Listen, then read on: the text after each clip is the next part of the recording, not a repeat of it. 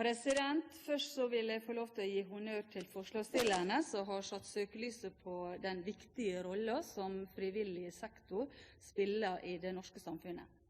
Legger man godviljen til, så kan man forstå komiteen slik at også regjeringspartiene er enig i intensjonene bak forslaget, men der stopper også enigheten og ikke minst viljen til å foreta seg noe konkret.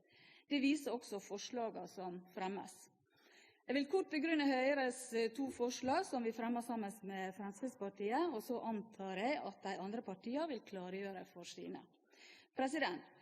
Høyre mener det er svært kritikkverdig at regjeringen Stoltenberg ikke tar på alvor de utfordringene ideelle aktører sliter med.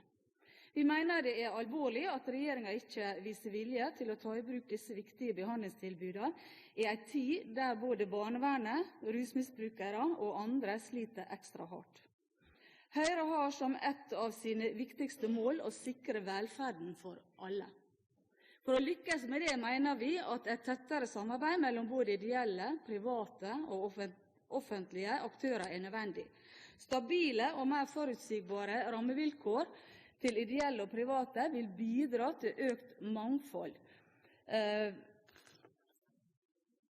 til kvalitet og bedre ressursbruk også i den offentlige helse- og omsorgstjenesten.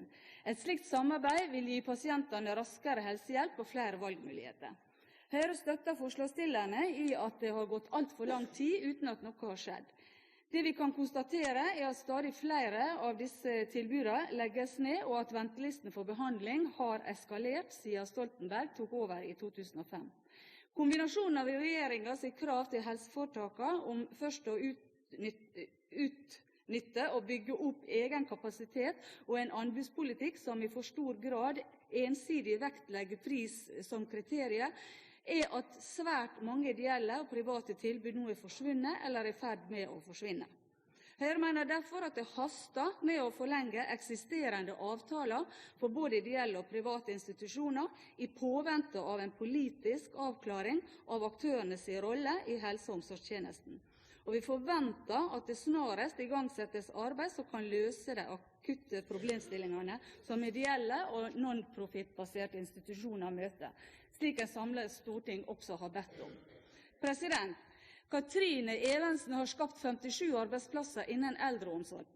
De jobber alle sammen med å stelle for gamle og syke og gi omsorg til sine medmennesker.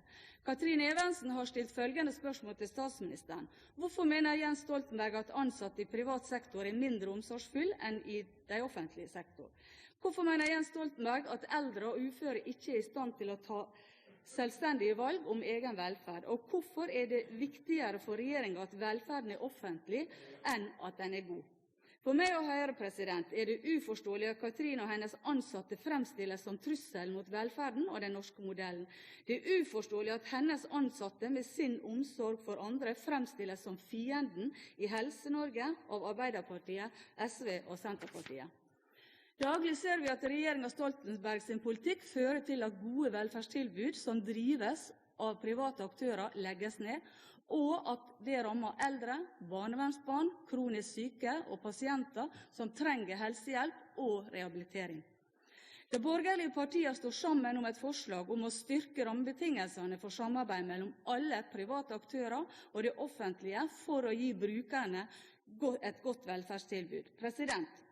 For Høyre er samarbeidet mellom offentlige myndigheter, private og ideelle aktører en styrke for fellesskapet, ikke en trussel.